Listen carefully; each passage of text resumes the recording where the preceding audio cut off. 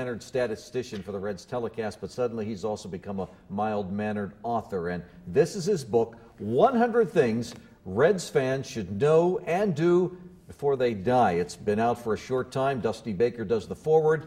And I heard Jim Kelch and Chris Welch talking about this during the game today. It's a nice read. And what was your inspiration? Oh, man. You know, I tried to think of fans that, number one, maybe didn't know the whole story of the Cincinnati Reds, that only knew bits and pieces of the story. But I also wanted to make sure that I took care of fans that were diehard fans, that maybe felt like they knew everything there was to know about the Reds. So I tried to put some facts in there that were new or maybe weren't as well known for fans. That's a fine line, because you want to have to be basic enough for the new fan, but you don't want to be so obvious to the veteran fan. Exactly. You know, I think it's a good mix. I tried to cover everything as best I could. The one thing about sports is if you don't know things, people, you know, and if you boast that you know quite a bit about sports, people figure it out in a hurry. Right. It doesn't take long. Yeah, I get that a lot.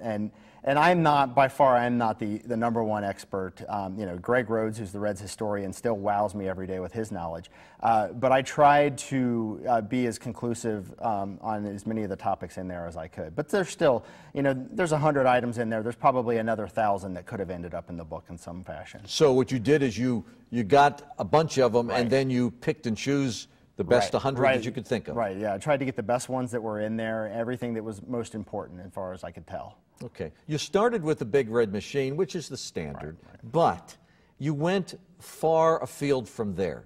And, I mean, there's players, there's incidents, there's great games, there's things to do.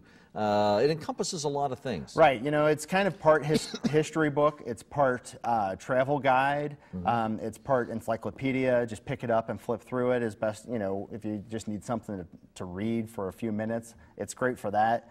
And it does. It includes, it's not just, you know, players or games or whatever. It's everything that I could think of that that's involved with being a Reds fan. Most other books involve something narrow, like people have written about the 6th game of the 75 series. You collaborated on a book about the wire-to-wire season. This is broader. Right, exactly. And in fact, the funny thing to me is that you know, there have been, what, a dozen books written about the Big Red Machine alone. Oh, yeah. You know, and I had to compress that down into about 1,000 words about the Big Red Machine. So that was a good challenge. But all of these were kind of good little challenges for me to try to figure out and pick and choose what was the most important thing to say about this player or this event, or, you know, what you're going to do. Going to the Hall of Fame, Reds Hall of Fame, what's the most important thing about that somebody should know?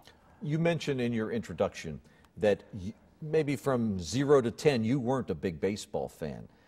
What hit you? What got you as a baseball fan? Eric Davis hit me. Well, not literally, but you know, he had that month in May of 1987. In fact, it was really kind of just that weekend in Philadelphia where he hit 5 home runs in 3 games and drove in like 11 runs that weekend. And then just through the whole month of May, he went from just this average, or not average, but this regular, you know, baseball player to, you know, something that was more godlike for me as a 10-year-old. And in fact, even today, he's one of the few players that if I run into him at like the Hall of Fame or something like that, I'm still a little bit intimidated. It's a little weak-kneed. Yeah, I know exactly what you're talking about. You know, and I could see a lot, you know, any of these other players. I could see Johnny Bench, and I'd be like, oh, you know, hey, Johnny Bench, but he could be standing next to Eric Davis, and I'd blah, blah, blah, blah, you know.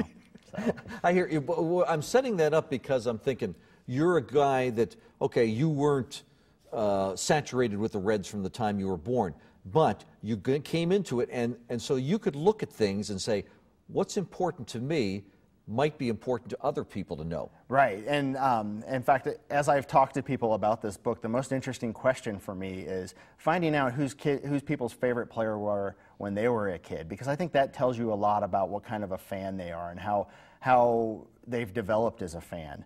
And I think there's a lot in this book that will address that, because we all kind of have that favorite player that maybe wasn't the superstar, or if they were the superstar, they're not like the all-time superstar of the franchise. I mean, Eric Davis was a great player, but he's probably, you know, if you're ranking the best players in Reds history, he may be 10th or 11th or 12th, something like that. So that was kind of the point of the book, is that it's not just about, you know, the Big Red Machine or Barry Larkin or whatever, that also includes guys like Veda Pinson and Bucky Walters and Paul Derringer. Who were favorites of a lot of kids. Exactly. Let me throw another one at you. I was paging through it, and you're thinking, I know all these things, I know these things. And then I see Art Shamsky. Okay, so that's one of those things where people go, now, why is he in this book? Right, and in fact, a lot of people who were fans even of the 60s probably don't even remember Art Shamsky being a Red.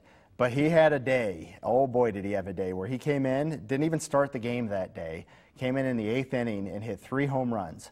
And the home runs either tied or put his team in the lead. Every home run that he hit tied or put his team in the lead, which is an incredible feat in and of itself. But the fact that he didn't start the game makes it even that much more amazing. He's the only player ever to hit 3 home runs in a game that he didn't start.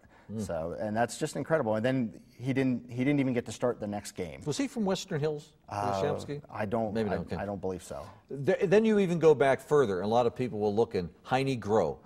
Now, Heine Groh, to those who study baseball history know him, but a lot of other people have no idea. Right. I think a lot of Reds fans would be surprised to know, if you were just based on statistical prowess, if you were picking the best third baseman in Reds history, it might actually be Heine Groh. It depends on whether or not you put Pete Rose at third, which is where he commonly ends up on all-time teams. If you don't put Pete Rose at third, then Heine Groh is probably your next best choice in Reds history for third baseman. And because he played back in the 19-teens, people don't necessarily remember who he was. I mentioned that you collaborated with John Arardi on Wire to Wire. How was this different than when you didn't have a veteran writer to hang on and to help with? It had to be much different. Well, the big thing is I can't blame any bad parts on Arardi anymore. And so, these are all my words. The biggest challenge for me in this was just the powering through on trying to write it all. That's the hard part when you're kind of doing it on your own. When I was working with John, I had the challenge of trying to meet John's level, because John's a superb writer. Here I was kind of competing against myself. So that was really the biggest challenge about writing this. You mentioned other fans. Do you go to people like Rhodes and Arardi and go, what do you think? If I have to choose between, I have to take one thing out of these 10 elements or 10 personalities, who's the biggest one here? Right, exactly. In fact, John Arardi and Greg Rhodes and Chris Eckes from the Hall of Fame, and a friend of ours, Greg Gages, the 4 of us all sat down, or I guess it was 5. The 5 of us all sat down one day at lunch and kind of hammered out, okay, if we're making this list, what has to be on this list? And we got it up to about 125 items before we started. That was just sitting around. That was just sitting around. These guys are incredible fonts of information. So, it's just, I am greatly indebted to their help on this book. Where could you find this book? I imagine the Hall of Fame has it already, the Reds Hall of Fame. The Hall of Fame, the Reds Hall of Fame is selling it. You can get it at pretty much any local bookstore. It's available on Amazon. If you want to read it on a Kindle, it's available on Amazon for that as well.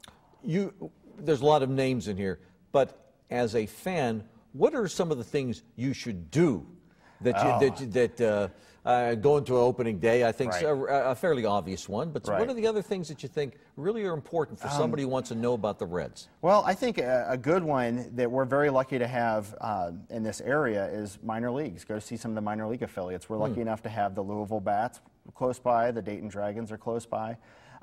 If you're not around this area, that's a good thing to do. I got to go out to spring training this year, which I hadn't done before out in Phoenix, and it's beautiful out there, and I can't recommend that highly enough for somebody to do it. If you have the means, absolutely try to go to Reds Fantasy Camp sometime. It's a must-do. Unfortunately, it's very cost-prohibitive, but if you ever get the chance to do it, that's one of those things that I think you absolutely have to do. I like your idea about the minor leagues, because not only are they close, but if you go to Dayton or you go to Louisville, you're seeing Reds of the future, which isn't always the case with your close-by minor league teams. Right, exactly. And sometimes, minor leagues kind of run in cycles, and right now maybe one of the teams isn't as good as it may be in the future. But you'll be lucky enough. A couple years ago, you could have seen Jay Bruce and Joey Votto and Johnny Cueto and Homer Bailey all before they were well-known names. And it's kind of fun to get in kind of on the ground level on some players before they make it big, and then you could be like, oh, I knew that guy back when he was playing in Louisville or something like that. And they're good towns to go to. Joel, best of luck with this. Thank you very much. Thanks for coming in. That's our report for tonight.